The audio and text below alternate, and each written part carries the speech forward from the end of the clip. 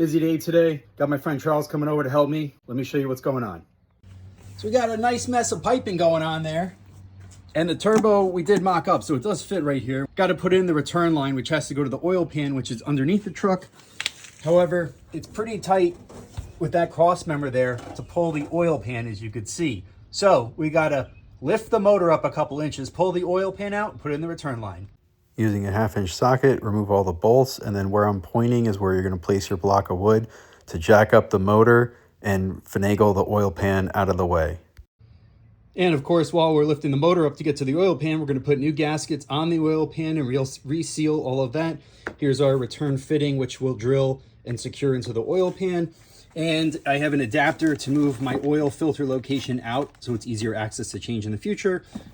New supply lines, tees, and all the things we need to tap off of this for oil sensing unit, as well as for the oil feed line, which goes to the turbo. Let's get to it.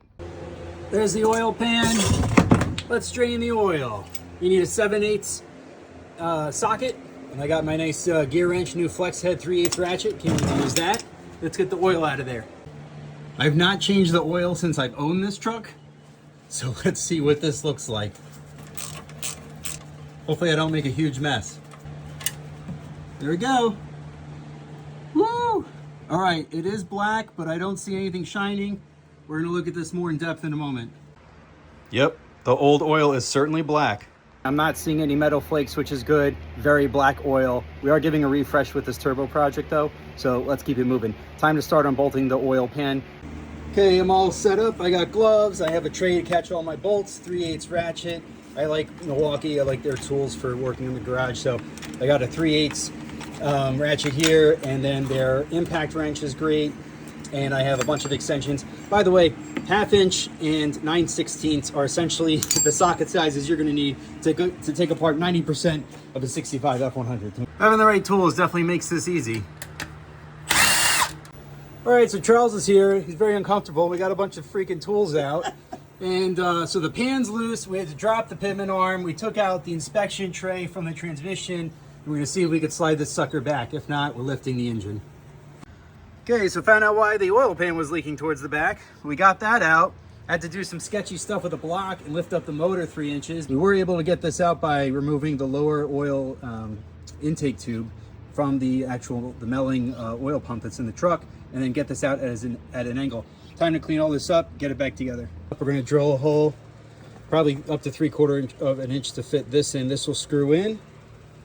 Right there. Then we got our 10-10 AN fitting to connect back, and that's the return to the turbo. Well, no turning back now. Okay, so we got our -10 AN return fitting installed and ready to go. Let's get a new seal on it, ultra black gasket maker on it as well, just in case, and get it bolted back into the motor. Cleaning down the oil pan right now with some brake parts cleaner. Get that ready, get our new seals on. All right, new gasket installed with some extra gasket maker, top and bottom. Let's get this thing bolted in. Well, this is fun. We're on the garage floor and we just wrapped up. Let me show you what it looks like all bolted in. Okay, so we got new dipstick tube installed. Everything's bolted up, cleaned up, gasketed, and then that green tape right there, that's gonna be that's the -10 AN return line for the turbo. What a huge pain in the butt that was. All right, let's recap what happened in order to change out the oil pan, the gasket, and add the return line. Okay, so we're under the truck, and of course we had to unbolt the oil pan right here and take it down. And then in order to do that, I put a block of wood right here. This is the front of the motor. So imagine this unbolted and down and a little out of the way. I put a 2x4 here with a jack, unbolted the motor, jacked it up about 2 inches, and I was able to angle this and pull it out backwards towards the trans. And then once we got it out, all we had to do was clean up the oil pan, drill the hole, put in the return line, get it ready and prepped for the new gasket, which we did a rubber gasket, one piece all the way around, plus used an oil resistant gasket maker, slipped it back in at an angle, dropped the motor down carefully, bolted it up, took turns doing that. All this is bolted back in and the motor is solid.